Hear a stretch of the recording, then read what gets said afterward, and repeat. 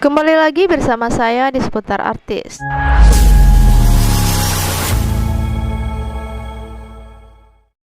Baiklah, kali ini kita akan membahas yang mana Polda Jabar atau polisi telah ringkus 3 DPO dalam kasus Vina. Begini videonya.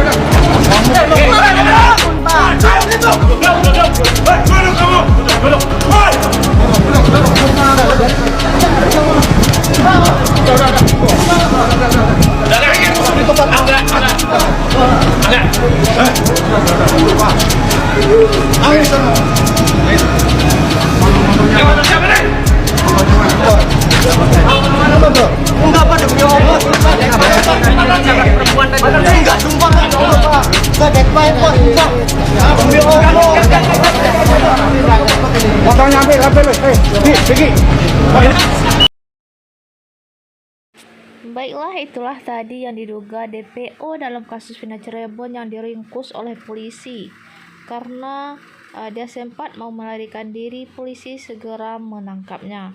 Benarkah yang ditangkap itu yang 3 DPO yang ikut terlibat atau bukan? Kita tunggu saja berita selanjutnya. Kita lanjut videonya. Abraham Silaban berhasil mewawancara Pasren dan Kavi, yang dimana 2 saksi ini yang dianggap sebagai saksi yang memberatkan Saka Tatal dan 7 orang temannya yang lain itu. Yang saya tangkap dan yang bisa saya simpulkan dari keterangan Kavi ini, bahwa benar mereka ada berkumpul di warungnya Ibu Nining, ya kan? Lalu kemudian Kavi ini bergerak atau meninggalkan rombongan mereka di warungnya Ibu Nining sekitar jam 9 malam. Nah, kalau kemudian keterangannya Kavi ini kita kaitkan dengan keterangannya Pak Suroto, di mana Pak Suroto menemukan mayat itu di flyover Talun itu sekitar jam 10 malam.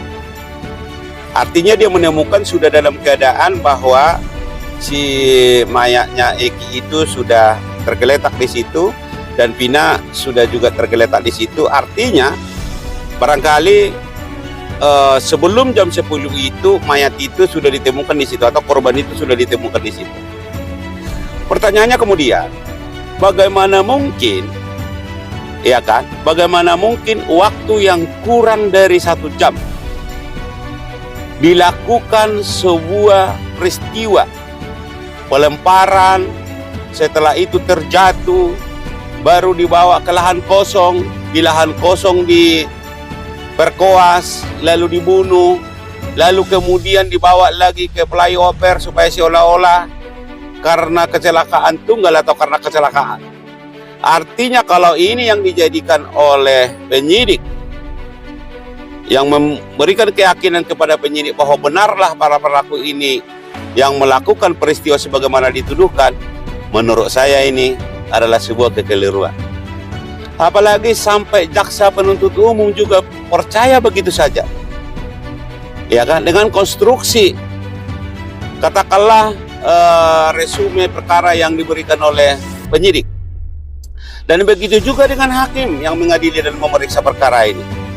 Kalau kemudian hakim hanya berpedoman kepada kedua keterangan ini dengan durasi waktu yang sangat singkat itu, apakah itu masuk akal atau tidak? Seharusnya itu yang harus lebih jauh dipertimbangkan. Apakah ini masuk akal dilakukan hanya dengan waktu kurang dari 1 jam? Kalau kita hubungkan lagi dengan keterangannya si Mel, ya kan, atau Liga Akbar. Liga Akbar juga menerangkan bahwa mereka terakhir bertemu atau berpisah dengan Eki dan Vina itu kan sekitar jam 9 malam di SMA. Artinya apa? Kalau kemudian Deddy Mulyadi yakin atau berkeyakinan bahwa mereka ini adalah bukan pelakunya, semua kita seharusnya harus berkeyakinan yang sama. Oleh karena itu, marilah kita buat terang perkara ini agar ini tidak menjadi perguncingan yang terus-menerus sehingga memojokkan institusi. Ya, kasihan ini institusi negara. Itu mungkin yang bisa saya sampaikan. Sekian dan terima kasih. Baiklah, dari sekian banyak saksi yang mengatakan atau yang melihat kejadian tersebut, maka kita harus dan berdoa saja semoga pelaku dalam kasus Vina Cirebon tersebut segera ditangkap dan jangan ada lagi yang dinamakannya kambing hitam. Kita lanjut videonya. Nah, netizen ini berpengaruh. Udah tes DNA, umurnya juga lupa. Ya kan, tulisnya Elisna 1960, lahir anak 1937 tahun, baru punya anak langsung gede. 37 tahun dari pernikahannya, ya dari tahun sekian, umur dia dari tahun 60, terus punya anak 97. Sekarang anaknya udah berapa puluh tahun umurnya. Kalau 97, 98 sebaya anak saya kan. 27 tahun kan umurnya sekarang, kurang lebih kan? Ya kan? Sekarang dari tahun 60 kurang 27. Ya, 1960 kurang 27 tahun. Begitu lahir langsung gede gitu anaknya. Begitu merojol langsung jumbo gitu anaknya. Ya. Atau hamilnya 12 tahun gitu.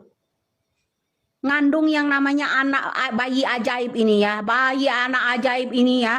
Ini benar-benar anak ajaib menurut saya. Tahun 1960.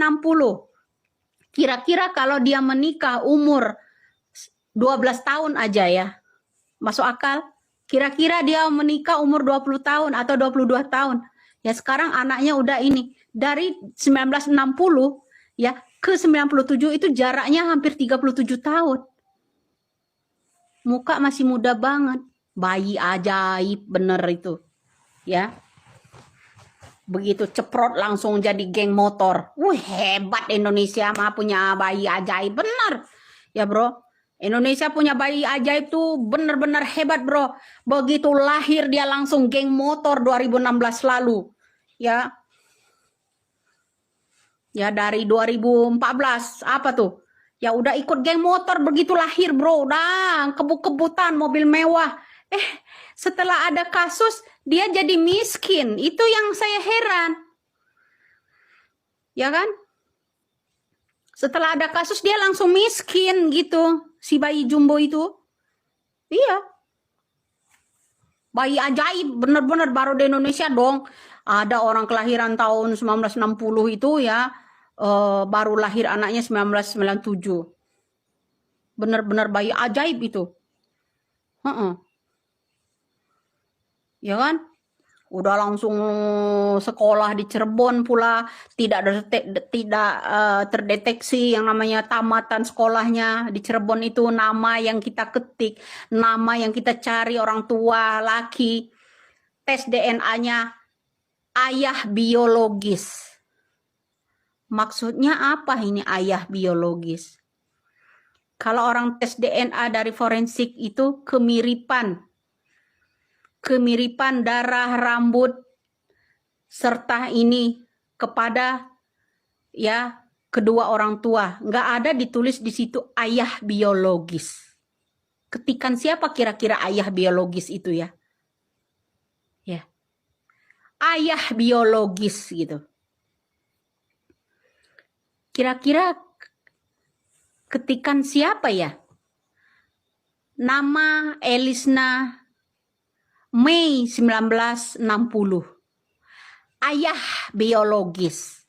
Baiklah, itulah tadi penjelasan dari Ibu Wida. Tadi sangat masuk akal sekali, yang mana semenjak tes DNA Peggy Cianjur tersebut Memang benar banyak kejanggalan. Kenapa Ibu Elisnya kelahiran 1960 padahal kemarin baru ini dia juga menyebutkan bahwa dia kelahiran 1980-an. Tapi dalam tes DNA itu terdapat kelahirannya tahun 1960. Tidak mungkin, jarak umurnya 37 tahun. Sementara Peggy saja lahirnya 1997. Ini benar-benar di luar pikiran kita, di luar nalar kita. Ada apa? Apakah Deddy Mulyadi ini kecolongan? Kenapa tidak adanya pengawal atau polisi yang diberikan dalam hal tes DNA tersebut? Kenapa tidak ada bukti-bukti keterangannya? Kenapa tiba-tiba ada hasilnya saja begitu kan? Dan ini sangat membuat kita itu curiga dan tidak percaya dengan hasil tes DNA tersebut. Semoga saja kasus ini cepat terungkap dan pelaku utamanya segera ditangkap. Sekian informasi dari saya ucapkan terima kasih. Semoga yang menonton video saya selalu diberi kesehatan dan dimurahkan rezekinya. Amin. Terima kasih.